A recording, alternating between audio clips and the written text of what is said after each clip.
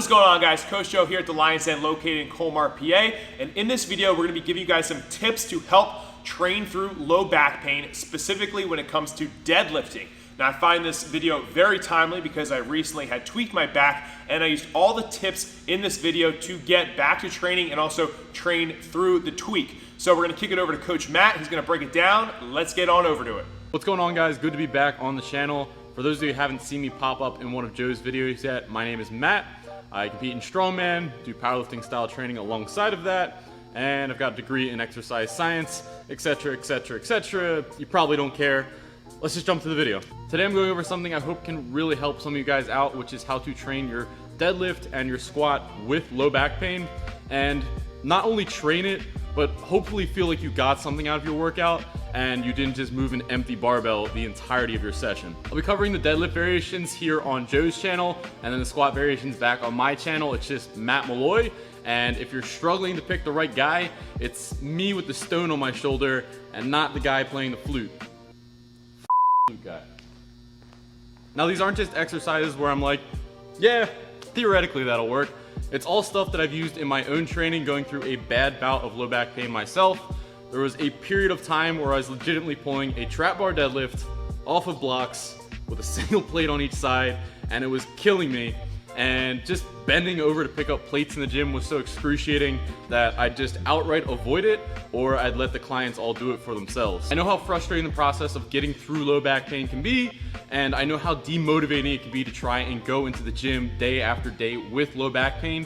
So believe me when I say I genuinely hope this can help some of you guys out, and I genuinely hope this can help some of you get back into the gym to train and get back and be motivated to actually go to the gym each day. Okay, so the goal of getting someone through any sort of pain situation, whether it's your shoulder, elbow, knees, low back, does not matter, is to get them to be able to do a movement that pain is otherwise disabling them from doing, even if that means sacrificing weight on the bar. So we'll take a low back pain example. We have someone that can deadlift 4 plates normally, but with their low back pain, 4 plates is so excruciating that it's not even leaving the floor.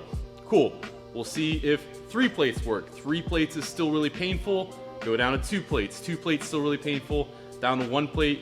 You see where this is going, and we'll even go past that 1 plate point. So there are plates that exist outside of 45s, guys. If they can't do 135, we will try 95 pounds. If they can't do 95 pounds, we'll try 45 pounds. The point is, you keep reducing weight in the bar to see if they can do the movement at all. So say we got all the way down to the barbell and they can lift the barbell pain-free, or maybe it's a 500 above deadlifter, they can lift 135 pain-free.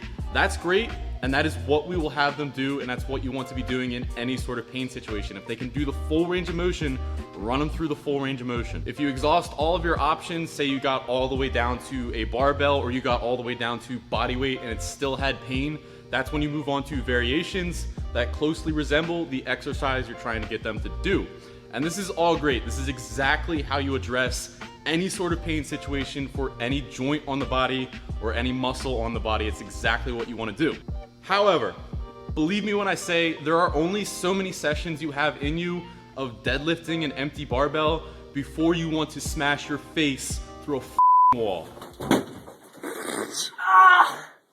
What helped me keep my sanity going through low back pain, or at least some of it, was these variations I'm going to tell you now. And these variations just let you put a little bit of weight on the bar. They let you get a little bit of sweat in the gym and actually feel like you're getting a workout in. And it just helps you regain overall confidence. So what I'm saying is the variations I'm gonna recommend you are in addition to doing the full range of motion. So if you can do the full range of motion with the barbell, empty barbell, you're still gonna do that. These variations are gonna be in addition to that, and they should just help you feel like you're actually getting some workouts in, you're actually getting some training done. Sorry for that long intro, but it's important that you understand that these variations are not a replacement of the full range of motion. If you can do the full range of motion, these variations are to help you keep your sanity. All right, so this first move is something people tend to gravitate to, and actually my favorite, and that'd be the trap bar deadlift. And I take it one step further and do trap bar deadlift off the blocks. If you've never done trap bar deadlifts off blocks before, the closest thing I can kind of relate it to is like a portable poor man's leg press. The trap bar deadlift position in the first place is a fairly vertical torso angle, and then you add the blocks into the equation and you're even more vertical.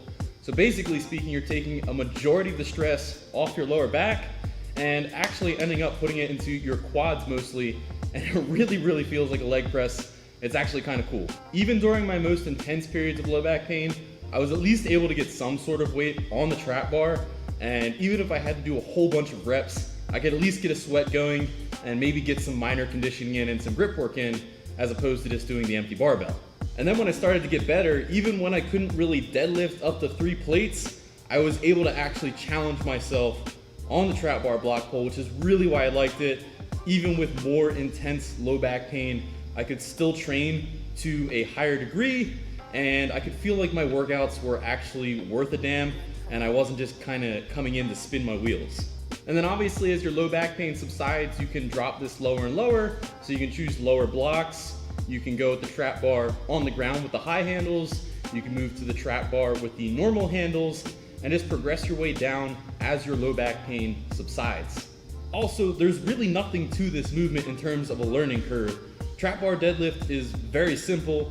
You're basically lining up to the center of the bar, getting a nice tight position, and driving up, and there's not much more to say to that. So from a beginner-friendly standpoint, easy movement to learn as well. This is something I still kind of use to this day.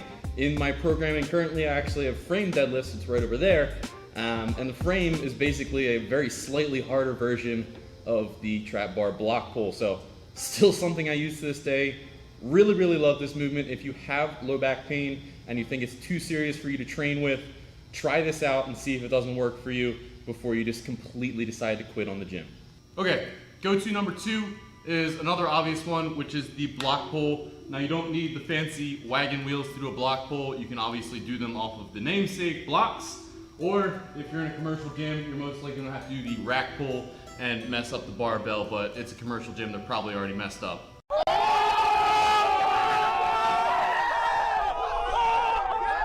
Now the obvious advantage here is the block pull is going to be your most similar variation to the deadlift itself. And the cool thing about this is you can custom make your block setup to the exact height where you no longer have pain. So if you only need to set up like a 1/2 inch block to where you don't have pain, that's awesome. Set it up nice and low. You're basically mimicking a deadlift at that point. Or if you need to raise it all the way up to something crazy like an 18-inch deadlift, you can set that up as well. So really like the block pull because you can kind of tailor make that height to where you no longer have pain. Now, the reason I actually prefer the trap bar block pull over the normal block pull is, again, this is a more deadlift position. You're gonna be hinged over a bit, and there is a lot of stress on the low back, and you're just gonna be feeling a lot of pressure. So even though you're pulling from a higher height, you may still find you're only able to get like a plate on, or a very low percentage of the actual intensity you're able to, and you're running into that problem of, yes, maybe you're block pulling 135 and normal deadlifting a barbell, but again, there's only so many times you can come in and deadlift 135, even if it's off of blocks, without wanting to smash your face in the goddamn wall. So for those of you that are really trying to mimic the deadlift as best as possible, you really want that deadlift feel, or you're a powerlifter and you're trying to get back to deadlifting as fast as possible, this is probably going to be your go-to option. Just understand you might not be able to get a proper training stimulus out of this. You'll go through the full range of motion, you'll probably be able to lift a tiny bit heavier than when the bar is on the ground, but you might still not be able to get, the training intensity that you want out of this. This is great for tailor making the exact heights where you don't have pain, but you may still not be able to load this guy up. And just like the trap bar deadlift, from an ease of use standpoint, if you know how to deadlift, you know how to block pull. So there's no, learning curve to learning how to block pull. It does feel slightly different, but all of your positioning cues are exactly the same as your normal on the ground deadlift. So there's nothing new to learn if you're gonna move on to doing block pulls, rack pulls, or using the wagon wheels. Some things to ask yourself for this next variation. 1, does whatever it is you train for or your training in general require that you pull conventional? 2, how good are you at dealing with slight inherent hazing and or the phrase bitch boy being thrown in your general direction? And 3, exactly how flexible are your hips? Now you might be sitting there saying, I would never try sumo deadlift, but If you have low back pain, you owe it to yourself to try this variation out. When I decided to pick up sumo, my back was still in a decently bad position, and I was able to pull a lot of weight without any strain on my back. I couldn't take it to max capacity.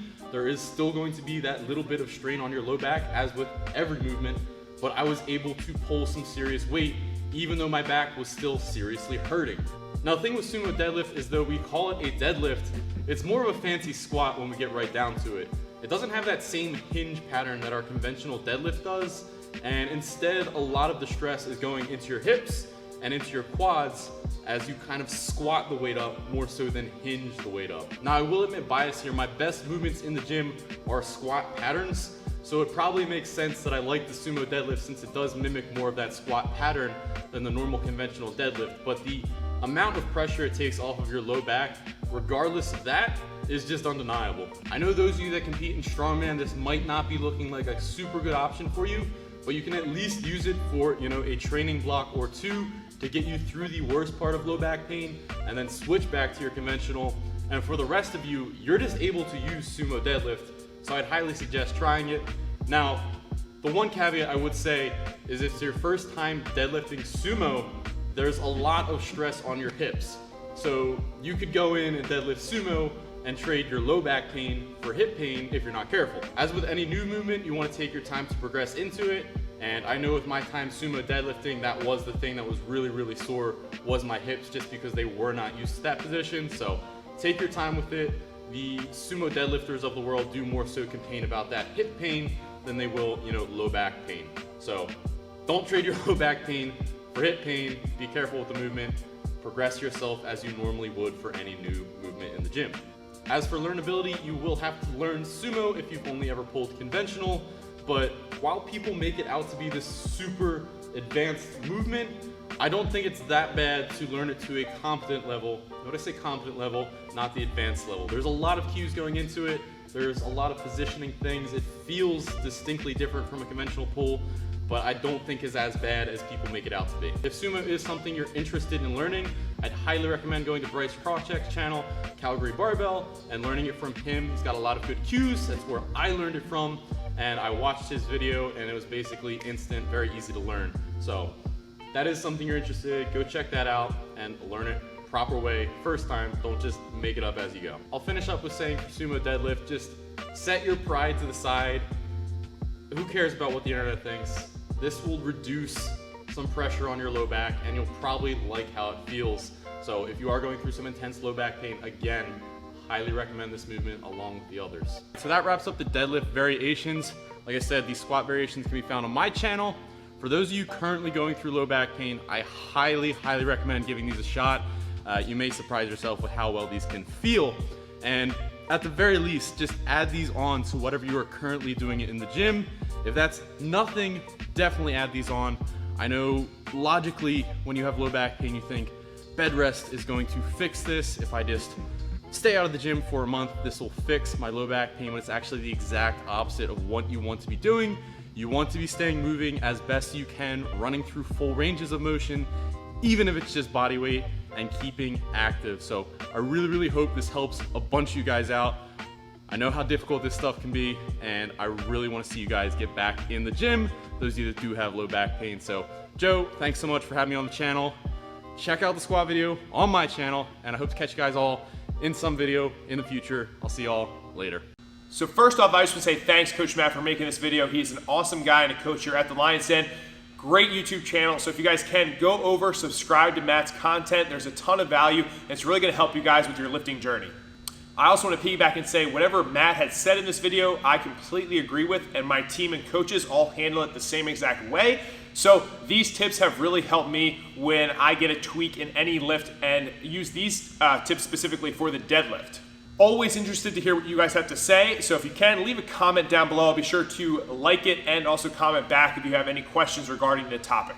So if you're new to the channel, make sure you subscribe, give the video a thumbs up, and hit the notification bell to stay up to date with all the videos that'll be coming out in the future. But until then, guys, stay a lean, mean, strike machine, and we'll catch up with you guys next time. Peace!